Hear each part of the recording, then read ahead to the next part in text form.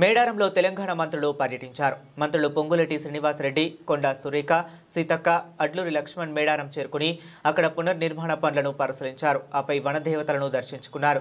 అనంతరం మంత్రులు మీడియాతో మాట్లాడారు. భక్తులకు అసౌకర్యం కలగకుండా పనులు జరుగుతున్నాయని, అనుకున్న సమయానికి పనులు పూర్తి చేస్తామని మంత్రి పొంగులేటి అన్నారు.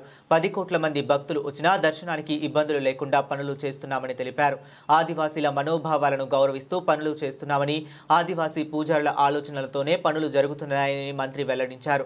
గతంలో మేడారంలో ఎలాంటి అభివృద్ధి జరగలేదని, సీఎం రేవంత్ రెడ్డి వచ్చాక మేడారం అభివృద్ధి జరుగుతుందని మంత్రి కొండా సురేఖ అన్నారు.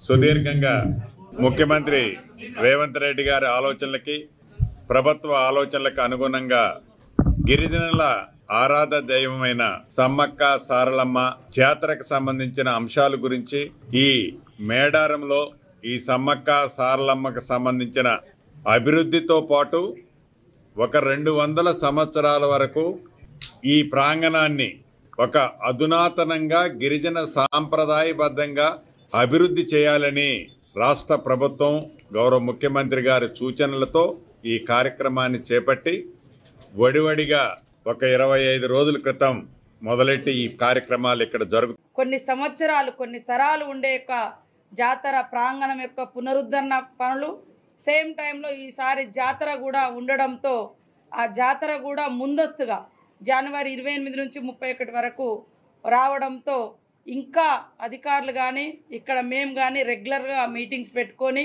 ఈ పనులను కంప్లీట్ చేయాలన్నటువంటి చిత్తశుద్ధితోటి, బాధ్యతతోటి పనిచేస్తూ ఉన్నాం. అదే కాకుండా ఇక్కడ జరిగేటువంటి పనులలో సమ్మక్క సారలమ్మ విశ్వాసం కానీ, ఆదివాసీల అస్తిత్వం కానీ, ఆత్మగౌరవం కానీ, భక్తుల యొక్క కోరికలు కొంగు బంగారంలా తీర్చే తల్లుల యొక్క ఘనకీర్తి ప్రపంచానికి ముఖ్యమంత్రి గారు ఆదేశాల మేరకు మరి అన్ని డిపార్ట్మెంట్స్ కూడా వాళ్లకు కొన్ని పనులు అప్పచెప్పడం జరిగింది.